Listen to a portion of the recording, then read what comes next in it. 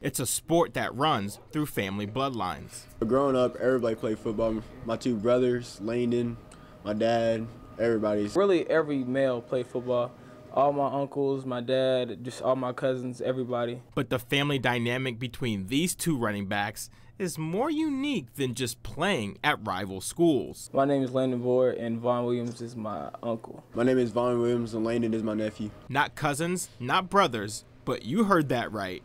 Uncle and nephew. His mother is my grandmother, and my mother is his sister. It's kind of funny explaining it to people sometimes because they're like, what? People don't believe it, and they don't understand how it could be. So then you have to take a lot of time to explain to them how. As if that relationship isn't unusual enough, Landon, the senior, is 15 months older than his Uncle Vaughn, the sophomore. He never calls me Nephew Landon. I never call him Uncle Vaughn. Growing up, we always was like pretty tight with each other. Always battled on the field. It's always a competition, basically. Now, that competition was never more evident than when the two starting running backs faced off against each other earlier in the month. We didn't really talk a lot of smack to each other, but on the day of the game, I called him. We was talking smack to each other. That was really the only time. And then he'll still bring it up, or I'll still bring up the game to this day. Me and him was just going back and forth, saying that I wasn't going to get much yards, but we seen what happened. Yes, that night, Vaughn's Aces did win the game, as Landon, though, got the best of him in total yards. And when they aren't in direct competition with one another, they are each other's biggest cheerleaders, as they are both grateful to be sharing in each other's success. I probably wouldn't be where I was today if it wasn't for him. He always was pushing me. I think it's very cool because it's more of like a once in a lifetime, or like high school, that's it, and not a lot of people can say that. In Owensboro, Brandon Smith, Home Team Friday. It's been a wait far too long for Colts faithful. I've been waiting since the end of last season. I'm so excited. Football, love football.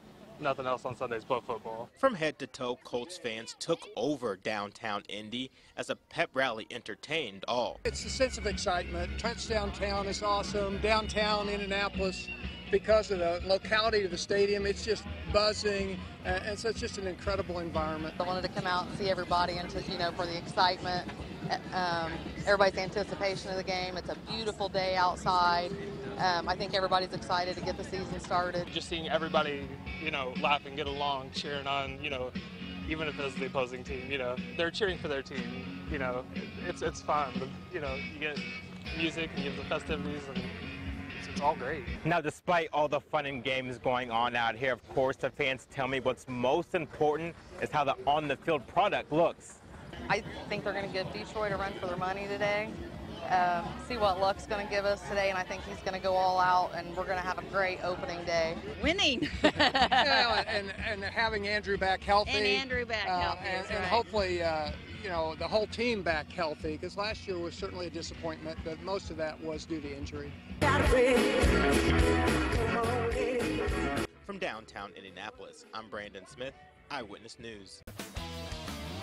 Where's the love for the North Girls Golf Team? The back-to-back state champion North Girls Golf Team. Over the last 3 years, the team has not lost.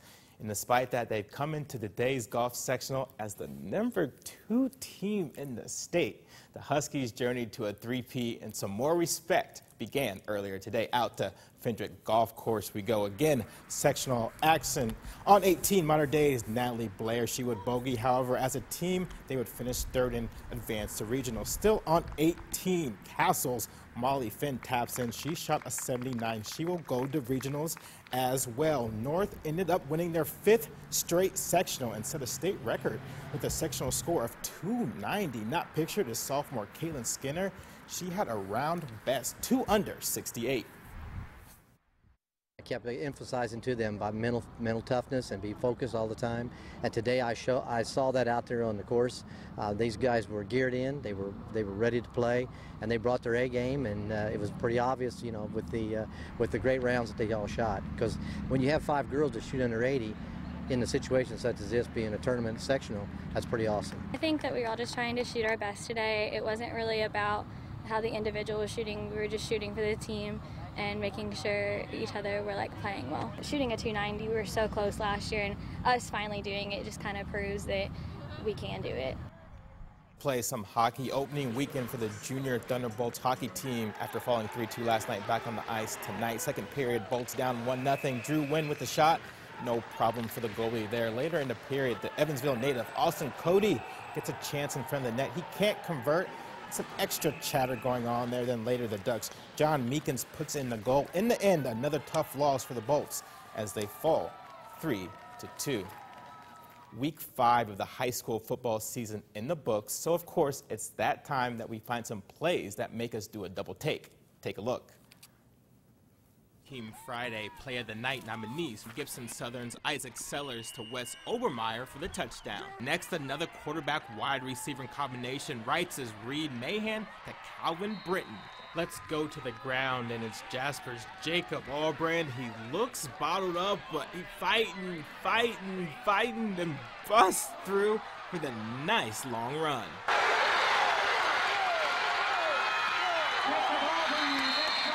Then it's Catholic's Trey Green. He takes this short pass, and he does the rest as he gets into the end zone. There's your Play of the Night nominees for Week 5. Voting ends at noon on Tuesday. TriStateHomepage.com to go vote. Absolutely. Make sure you get those votes. That's right. Coming up.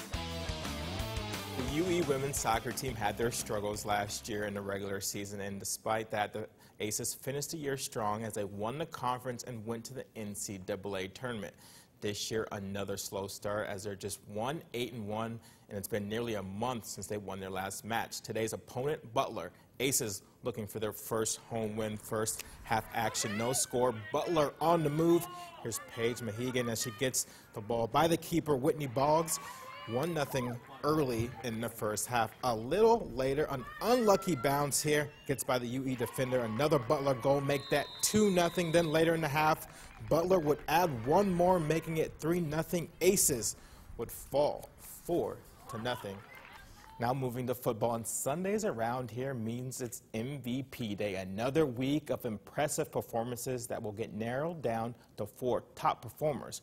We aren't quite ready to show you all those guys just yet. That comes later on tonight at 9:45 on Local 7, and then again at 10:25 on WEHT. But there's a good chance some of the guys you're seeing here on the screen will be announced later on tonight. Now, while you wait for those MVP nominees to be released, you can vote on this week's Play of the Night nominees. Head on over to TriStateHomepage.com, find the Sports tab, and then look for the Home Team Friday option. Here are the names of the guys again.